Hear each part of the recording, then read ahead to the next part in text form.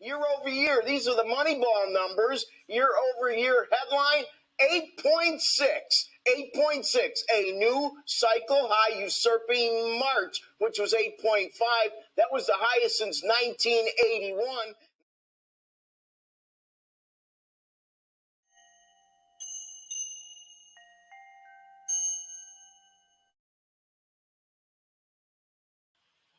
Hey everybody, it's Eddie from Tokyo. This is your cryptocurrency update from Japan, and look at the market. Yes, well, it is really pretty simple.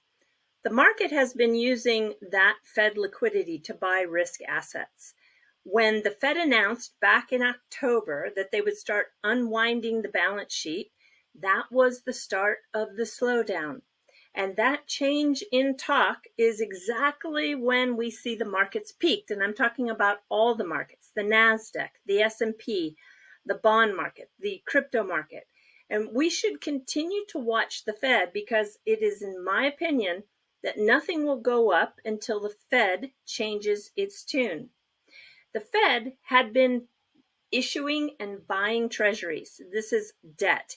And they did it by printing money to buy their own debt that they lent to themselves. So as the new year began, the Fed slowed down those purchases, and by April, they began to unwind, and we had a rate hike.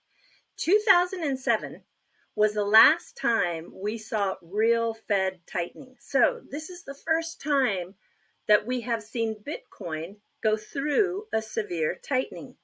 Real inflation is probably more like 20%. So what is the Fed going to do? They still need to raise rates. That is what I believe. And it's because they have a mandate to slow down inflation.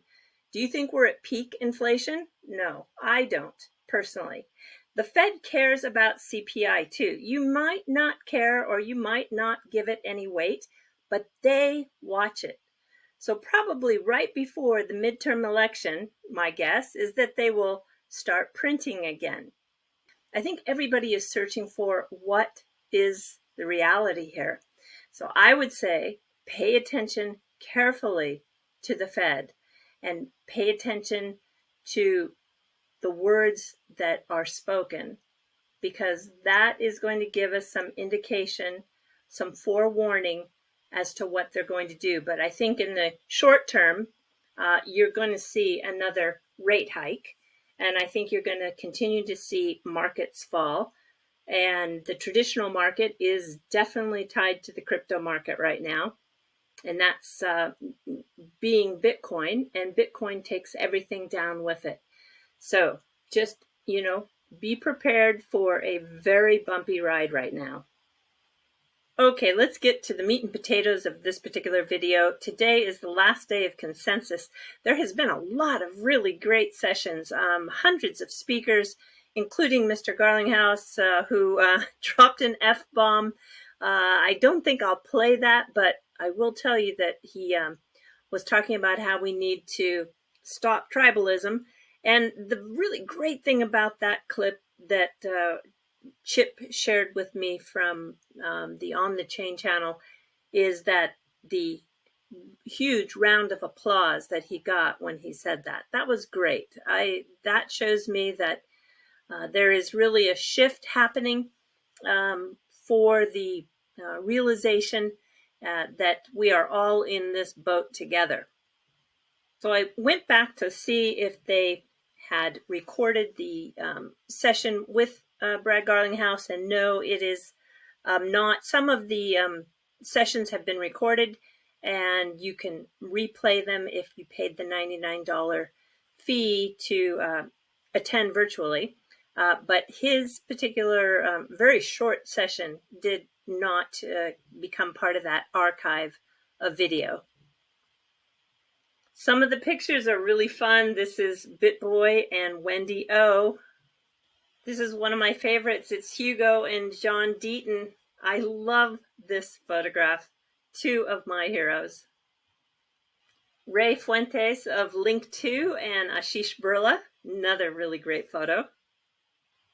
And here's Ellie and Charles. Yeah, it's really fun to see all of these people in the space connect together face to face. The first clip I have for you is with Senator Lummis and Kirsten Gillibrand. This is probably going to rub you the wrong way because it definitely rubbed me the wrong way. We need to ask Senator Lummis why she is so sure about Ethereum. I've spoken to Chairman Gensler, so has Cynthia Lummis. And so we've been working with the SEC staff, and that's how we defined and redefined the Howey test. I've had good dialogues with Senator Lummis, and I've known Senator Gillibrand for years and certainly worked with her very closely in the Obama years. But whatever comments I might have, I'm going to share with them, not with you and your audience now. And I really haven't reviewed their bill. It was released yesterday. And we've tried to recognize what these agencies do best. So, for example, the lion's share of the market share is going to be a commodity because we're talking about primarily Bitcoin and Ethereum, and they will be at the CFTC. That's where spot market and futures markets will be. That's what CFTC does so well. But I think of the majority of the number of cryptocurrencies, not by market cap, but by the sheer number, will probably be at the SEC, which is where they belong because of the consumer protection elements that the SEC does so well. To echo anything from the management teams of the crypto companies that presented here today, is they just want clarity from a regulatory Well, standpoint. it's good. If you want clarity, I say this, and I can say your first names pretty well, but I won't because I'm always told not to. But I know most of you, I've met with most of you, is work with us, come in, because otherwise it's just, you've got securities floating on your platforms and you're right now operating outside of the law. And that's what we have a robust examination and enforcement units. It's half of our staff at the SEC between exams and enforcement. But work with this and think this through. What is so troubling is that she is just too sure of herself. And the rest of the public has not been told any clarity at all on Ethereum. And so I think we're looking at a backroom deal here that's been communicated to these two women who are putting together that bill, which you're going to see in the next clip is probably not going to pass as it is. They'll probably take sections and chunks out to get certain parts of it through quicker, one being the stable coins. You'll hear that when I put together a 2-minute clip for Toomey, McHenry, Lummis, and Gillibrand when they were on the panel together. So it's just so troubling, though, to have her. It's like we've seen this movie before when Joe Lubin was so sure that there was going to be enforcement actions taken. He obviously also was privy to information that the rest of the public was not so fortunate to be a part of, which is, it's just so disappointing to see the United States government and its agencies, which are funded by tax-paying dollars, operate this way. And even in that short clip, I want to just mention, in that short clip that was shared with me from Chip, with Mr. Garlinghouse speaking, they have spent $100 million on attorney fees. Just look at all the money that is being spent that is so unnecessary. It's frustrating, right? I know it's really, really frustrating in this space sometimes. But let's take a look at that clip now with the 4 members of Congress speaking together. Their panel was very good. I had a difficult time bringing it down to 2 minutes because of the restrictions that Twitter has when you upload an independent video. It has to be within 2 minutes. So it was tough, but I think I got some of the best highlights to give you an idea of what is happening within the people who are really making legislation happen in the United States. So we've got this problem that we have no framework and stop the turf battles that are going on. Let's be honest. What I disagree strongly with Gary Gensler on is his position that, with the possible exception of Bitcoin, everything's a security. Well, just think of the chilling effect that has. A developer goes to bed at night not knowing whether there's going to be a knock at the door in the morning. Grateful for the comprehensive work that my colleagues have done. My approach has been to take this kind of sequentially. And so I thought we'd try to bite off a piece that I think is really urgent, which is stablecoins. We have people that are tweeting about horrible, stupid ideas in Washington that will never work and saying on crypto Twitter, they're really good. You're like, what are you doing? Just because somebody files a bill in Washington about crypto doesn't mean it's good. We have securities law, we have commodities law. This thing doesn't fit neatly into either. And what Satoshi brought to this world is new and distinct from what it was before. And with the weirdness of digital assets, it's not a libertarian thing, and it's not a progressive thing. It's not left or right, and it really complicates the politics in DC, which means we can get something done. And where we began is exactly what Pat said. We have to begin with a stable coin question. We are close, and by close I mean this summer, you'll see a bipartisan bill out of the House Financial Services Committee on stablecoin, asset-backed stablecoins. So the normal course of legislating is years and years and years of work. Because if we wait in the Senate for every one of those 4 committees to take their time on the piece of our legislation, it could be a decade. It might not happen anytime in the next few years. Your committee might be ready to go, but the other 3, who knows? So for the people in this room, you can help determine how quickly this takes. If you are urgent and you are eager to participate, you have to get involved in your local states. So I will take this moment to remind you again to connect to Congress on the Crypto Law website. This is John Deaton's website, and you can do that by this crimson button here. And if you are not a U.S. citizen, then definitely click on the International Connect to Congress.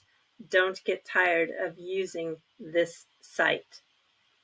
I want you to watch something exciting. This is Matt Hamilton. He executed a hook on the XRP ledger. Hooks add smart contract functionality with custom code to influence the behavior and flow of transactions. These transactions are efficient pieces of code that allows the logic to be executed before and or after a transaction. This is really exciting. I sent 1,000. No, it's got it. It's both transactions. There it is. So we sent 1,000 to Bob, and we sent 10, which is 1% of 1,000, to Carol. It works. We did it. Fantastic. That is awesome. Just to recap, this is working on an entry for the hackathon that's currently running. If you're interested in developing something on the XRP ledger, I encourage you to go and submit an entry to the hackathon. There's 30 days until the deadline. It's quite a few people have entered. I think I saw 193 participants. So this is awesome. And probably the reason being is there's a $50,000 prize pool. All right, everybody, let's jump to the fluff. This is one of my favorite stories. This, again, is where old traditional Japan meets new modern Japan. And it is done often here in such a way that just seems to be done with ease and almost no effort at all. There are builders and craftspeople who possess skills for, well, some of which are considered to be national treasures because their skill is part of preserving and remodeling shrines and temples. And now we have a company that's in Osaka who has the focus of this renovating and preserving historical buildings, but they have ventured into taking those same skills and making dog houses. The website takes you through the steps that are required to make one of these houses, and the workmanship is just really amazing. In fact, take a look at the detail here on the joinery. That is Japanese cypress. And along with the cypress is granite and a copper plate roofing. Yeah, if you have an extra 150,000 US dollars, you too can order one for your dogs. I like the way they have the two Shiba Inus having a go at it. All right, everybody, do take care. Sayonara for now. Bye-bye.